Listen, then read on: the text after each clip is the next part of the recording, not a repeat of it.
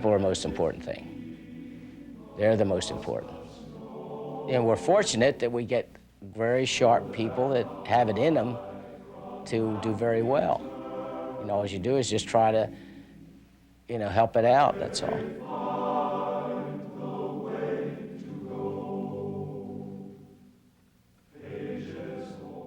Admissions is looking for that high achiever. They're looking for that student who has a great desire to excel.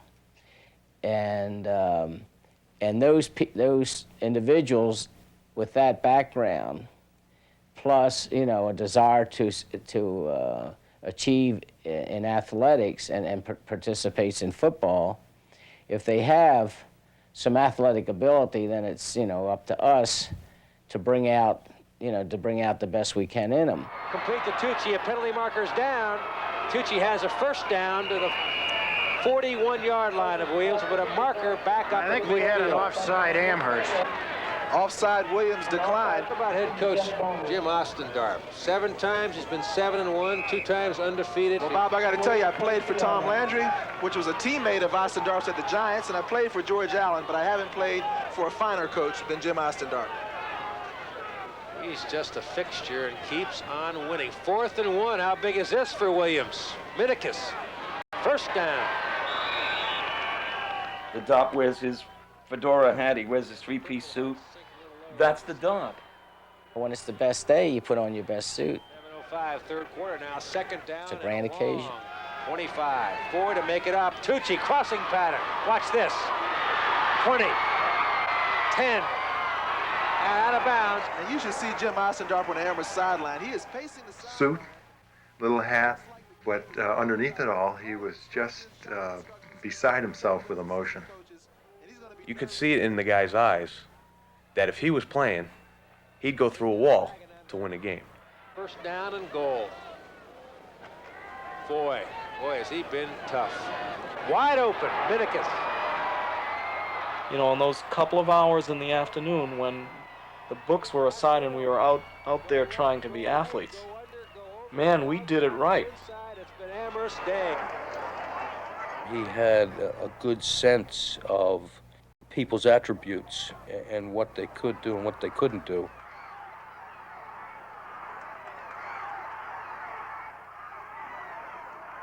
But he would always push you to try to do things you couldn't do.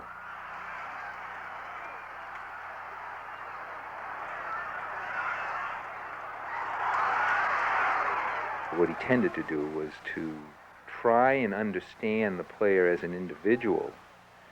And what he was able to do was to get each of the players to come out and really express themselves on the football field. I'm not a great athlete. Many guys on that field were not great athletes, but you know, you can really, if you've got internal discipline, you can really get the most you have out of your body, and that's the thing that I remember most. The Darp expected you to perform at your very best level of performance, and if you didn't, you were feeling like you were letting the Darp down, and the last thing you want to do is let the Darp down, because the Darp was for you. I'm not the kind of guy that really gets excited, but he got me excited.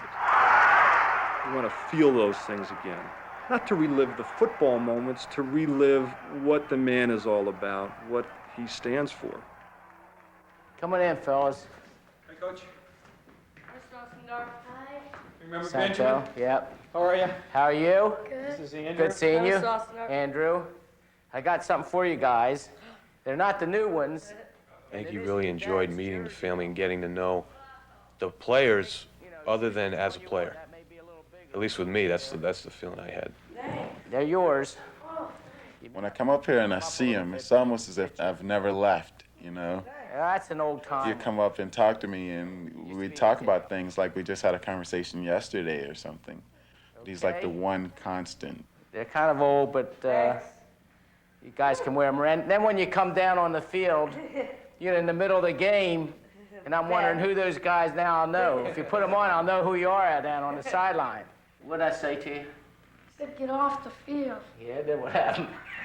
What did you guys say? Then I said, I said, who are you, or something like that, didn't I? Yeah, you said, like, who are you? And I said, do you know Mr. Santinelli? He said, oh, yeah. Then I said, I'm his son and these are my friends. He said, oh, sit down, watch the game from the start. I couldn't kick him out. You have an option, basically. You can either run it off tackle or look for a pass. And it's kind of a wobbly pass, and he caught it. It was the American student, way back in the early 1870s, that decided that they wanted to play this game. Basically, it's a college student expression. This is the expression that they want to use in order to compete and test themselves.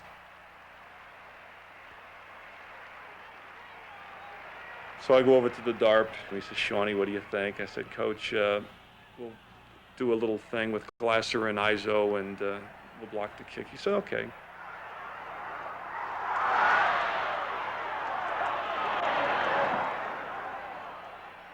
What does football give you? It gives you that opportunity to go ahead under the tough situations and to come out and overcome it. I mean, that really, you grow up kind of fast. You have an opportunity here, he would say. And then he would go into his speech. And I just love the way he started that. You have an opportunity, because that's what it was. It was an opportunity to do something that not a lot of people get to do, play college football. And you weren't going to be able to do it for much longer. After football's over, you got quite a few years to live, and we're, participating in football as just a means of, one is to enjoy it, and two is to learn some lessons from it. The experience of it is probably one of the best courses you can take. If you had a prospectus on the course, it would be Professor Ostendarp teaching Football 101. The purpose of this course is to teach Amherst students mental discipline, and that's what we were getting out of it. It was just another course, and it was a difficult course, and you got graded on it every Saturday. And when you passed, you felt like $1 million. You have these moments in your life. You don't know why you do what you do and where the strength comes from. But somehow, I went from the opposite side of the field and corner flagged this guy on about the 10-yard line. I do remember the Tufts game. As I recall, it was a 0-0 tie. It was a wet, soggy day. But this day, the big important thing was catching the ball and then running down the left-hand sideline, and I was able to beat the Tufts guys to the goal line.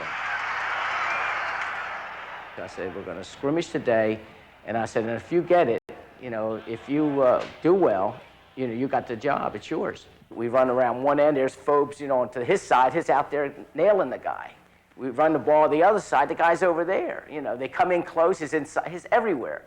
And after the practice is over, I went up to him and said, I said, I don't have to tell you, you did really great out there. You'll start as tackle against Springfield Saturday.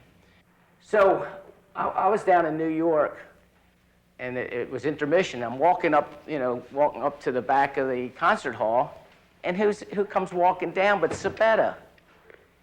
He said, do you remember that time, when you needed another tackle? And I said, yeah. He said, what happened is, he said, before that practice, Phobesy came up to me and said, Sabetta, I got a chance to really make the team today.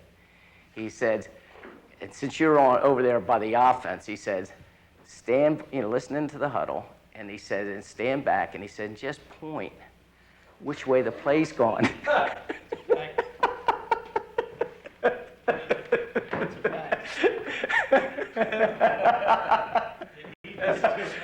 I told you, the smartest football players around are right here, right? Yeah. He knew more about you and your background than anyone at the school, it seemed, and it was always surprising how much he did know about you. What do you say, Jackson? Hey, Coach Joe, how are you doing? How you doing? Nice to see you. Tell me, what were your average for that first semester? Well, I ended up with a B+. You got a B+? Yeah. It isn't a case where I worry about them not being good students. That's a great start for here. But I try to find out how they're doing. And I do keep my eye open for those who maybe they're making a greater change to Amherst than, say, someone out of Andover, Exeter. The Darp was the best guidance person in this school. He seemed to do it without a lot of words. It was a nod, it was a look, and it was some of those statements that he would make that were open-ended, and he always left it hanging there. And he knew you'd do the right thing with it. That was a gift. You know, he gave you that confidence, or Amherst gave you that confidence that you could do anything you wanted to. Next thing I know, Swift gave me a call and said, Coach, he said, I got a letter and I got my airplane tickets. He says, tomorrow I'm leaving, I'm flying down to Miami. And he says, you know, do you have any advice for me? And I said, well, you know, I knew he'd be playing linebacker. I said, well, the only thing I can say to you, Swifty, I said, just stick your helmet in anything that moves. And then a week and a half goes by, and I get a call from Shula. And Shula says, thanks a million. He said, this guy will be first string, strong side linebacker for the Miami Dolphins. And he was 6 years in a row. He was first stringer and a very, very good one. And then he went up to Shula and said, that's it, I'm going to medical school. The Darp would want the successes of the men he's coached to be his legacy. He gave me advice, and I followed that advice, and he was right. Get into a school that has an edge. Be a teacher first. You know, the players will respect you. You know, that's what Darp was. And he gave me a quick 5 minutes on what I ought to do with my life, which included that I should find a nice Irish girl and marry her. And I sort of did. He just said that so easily. I mean, who else would you let into your life like that? Nobody else could tell me those things. I had a high school football coach who was like a Marine drill sergeant who just screamed and yelled and had the brush cut and the whole bit. And I got up here and I have the Darp, you know, walked through Mead Art Gallery and told me about painting and sculpture and about his classical music taste in a way that, you know, it just amazed me. It floored me to think that a football coach was into those kind of things. He used to come up here Saturday mornings after our pregame meal. I would come up here and sit down and just kind of calm down a little bit and get ready to go over to Pratt Field and get going into the fight.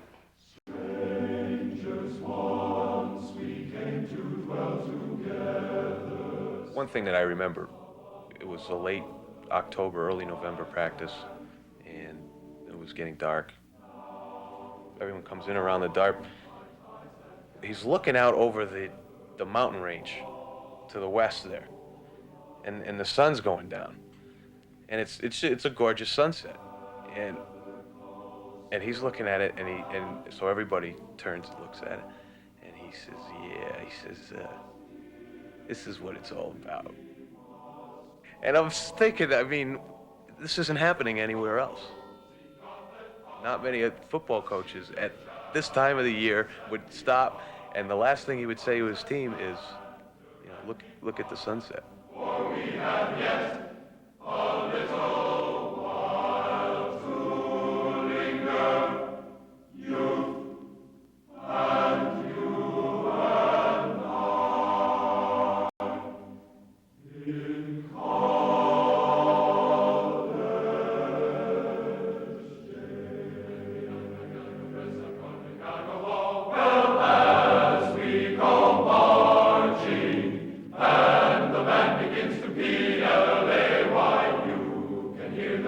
shouting, the Amherst team is out to win today. First she gave me candy, and then she gave me cake, and then she gave me gingerbread for kissing her at the gate. Well, first she gave me candy, and then she gave me cake, and then she gave me gingerbread for kissing her at the gate.